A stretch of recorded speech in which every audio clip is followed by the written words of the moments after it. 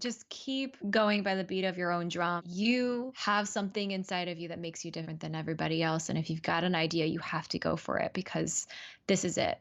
This is your chance. This podcast encourages and empowers you to create your own unique real story, develop your own unique real statement, and discover your own unique real self. The power is yours.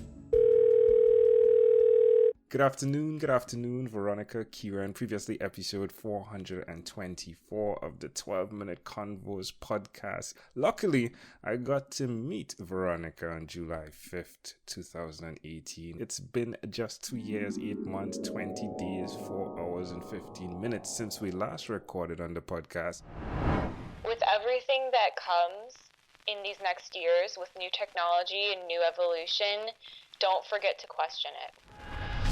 That was then. This is now. My friend, how are you doing? Oh my gosh. I feel like I missed an opportunity to have episode 420 and I'm a little disappointed.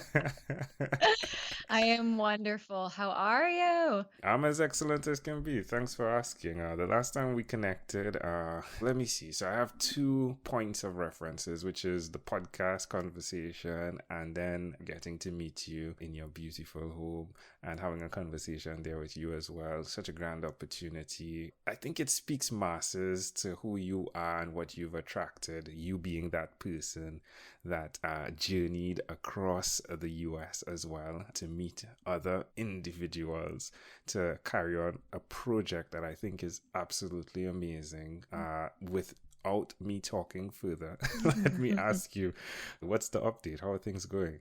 Oh, they're so good. So, for those that didn't hear that episode of this podcast, I drove 12,000 miles across America to interview the oldest living citizens about how technology changed everything over the past century. We're all very curious about technology and how it's changing literally everything, how it's affecting us. And I wanted to hear it straight from the people who lived beforehand so they could really, really, really tell us what it's done. Today, the book is up for a few awards, and so we're waiting to hear back on that, which is really exciting. I did a TED Talk on the findings of the book in March, and I am gearing up to do another one specifically on ageism, which, ageism is discrimination against somebody due to their age. And unfortunately, it's happening a lot to our elders in some really terrible ways. So I'm kind of excited to poke the monster again and maybe even change some minds. That's amazing. So the book, Stories of Elders, What the Greatest Generation Knows About Technology That You Don't. Where's that available? It's on Amazon, Barnes & Noble, and on my website. The website, storiesofelders.com, is not just to buy the book, but the documentary is on the website available for free. So you can watch the documentary, see the people I interviewed, hear it straight from their mouths, and the link to my TED Talk is on there as well. Yeah, let's dig into the TED Talk. Now, in there, you expressed the concept of how anthropology really impacted you through life, which I found pretty fascinating, and how that mind really bounces in there and helps you to interpret certain concepts that you see with technology. What's going on with that mind now when you see other things going on? Oh, I mean, anthropology has really set me up for life, I would say. As a serial entrepreneur, I am able to really think into and see into the minds of others, which is critical to seeing target markets. That's the biggest thing in anthropology is understanding other groups that are not your own. And now as an entrepreneur coach, I'm working full time with clients all over the world, and I have to understand what they're trying to do. And anthropology has just set me up so perfectly for that. I did know that it was the right field for me at the time, and it has continued to prove that over and over and over. Do you believe it would have been possible to reverse engineer the life you're living now from having the tech company selling that, helping others via coaching? Do you think you would have been able to create that on your own? Had I known what I know today? Exactly. Probably not, because I wouldn't have wanted to go through some of the things like post-traumatic stress disorder. I wouldn't have wanted to experience the things that brought those experiences into my life, and yet they have been so fruitful. Yeah, it's like what we spoke about before we got on here, right? Like, yeah, the pleasantries are great, but the pain is part of the process, isn't it? It really is. Unfortunately, I know that you've been through your own painful experiences, and really everyone has. There's no such thing as a perfect life. And yeah, I heard this analogy once, and maybe I even said it, I might have said it last episode, but the rock tumbler, the image of the rock tumbler, that you might have a diamond, but when it comes out of the mine, which, that's a whole nother hot button topic right there. But when it comes on out, it's rough, it's ugly, it doesn't look good. You have to put it through a rock tumbler, you have to carve it and shape it. That means that pieces of it are being sloughed off in the process, but the result is typically quite lovely. And I think that humans go through a similar process. As long as you keep that mindset of, this is all useful. It may not be for a purpose in the moment. I think that there's a misnomer there, but it can all be used for a purpose. And if we stay with that, even the roughest experiences can be recovered from and can be used for something really amazing. When you look back from now to then and the decisions that you've made to put you where you are today, would you do it again? Do you have any regrets? No. Oh my God, no. Life keeps getting better. Even setbacks are good.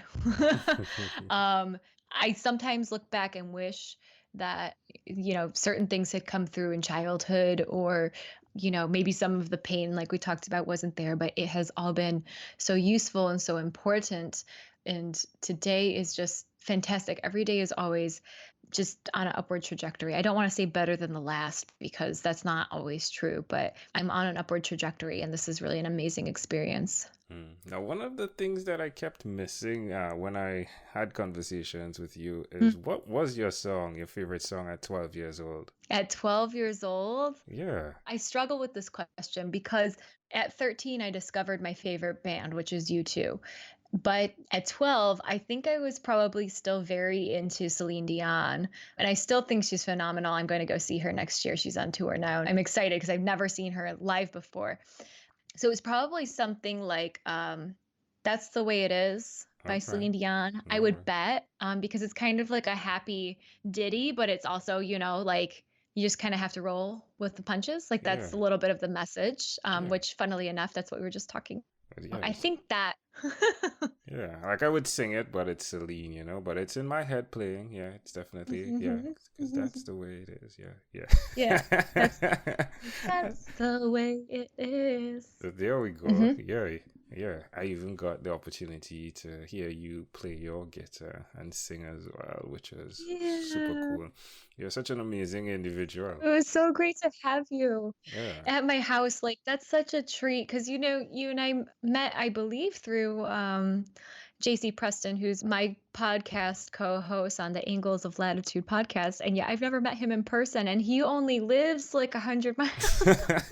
And you came all the way from across Trinidad, the continent. Yeah. Oh my God. It was just such a treat. I think we were first introduced by Chad Bostic, if I'm not mistaken. Like you were on his podcast. Oh yeah, that might have been. Yeah. Mm-hmm. And then yes. he said, hey, you should jump across. This guy is doing these conversations. And then we met, and then the rest is history, which is fascinating. It's so cool. I'm telling you, it's like, is it happening? Did it really happen? Again, I think likes attract like, and I want to say thank you for being the individual who's made the decisions and been intentional with their life, their own unique real strengths, their own unique real story, your own unique real self. And I think it's motivating and inspiring to see that you're continuing with the path you've chosen. So I want to say thank you for that. I do want to ask a question about death. Have you had a conversation with yourself with death, about death? Yeah, I do. I think about it actually rather often. I got really cozy with death when I was 14 and I was suicidal. And I no longer am, but I think it's in the stars that I'm going to be on Earth for quite a while. There's work that I have to do here.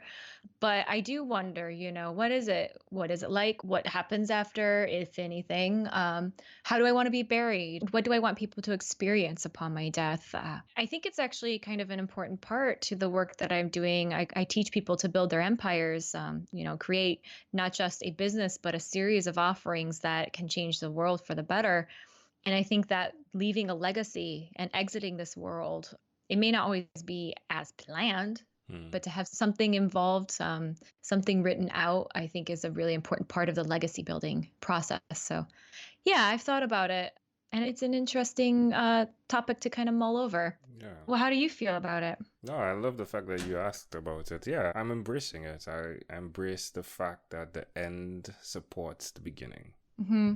Yeah. It's safe. I think the biggest concern in our culture is this idea that death is not safe, but it's something we all do, and it's something that we have all done throughout history. So, And will do. yeah. So it's totally a part of, I think being born is very uncomfortable, but we don't exactly remember it. And I think death, the death process may not be the most comfortable thing, but I think the death itself is quite safe and necessary. Yeah, I love that. I think when you're walking in your purpose, it's easier to release when it's time to die. Yeah. So well done. Well done. No, well Right, done. my friend. Oh, no. Thank you. Thank you. Well, let's close up this package. In closing, is there anything else you'd like to share with our amazing audience? Amazing audience. Anyone who listens to Angel is definitely an amazing audience. You guys just keep going by the beat of your own drum. It's hard on some days, I know, especially when everyone is telling you to act a different way, but you have something inside of you that is unique. And I'm not a preacher of the special snowflake, but there's something inside of you that makes you different than everybody else. And if you've got an idea, you have to go for it, because this is it. This is your chance. This is your shot. Love it. VK, Veronica Kirin, again, a great pleasure. A pleasure I treasure. Thank you for being on What is Inspired by 12-Minute Convos with Angel Jones. This podcast is produced by Pod Edits. Visit podedits.com for professional podcast publishing.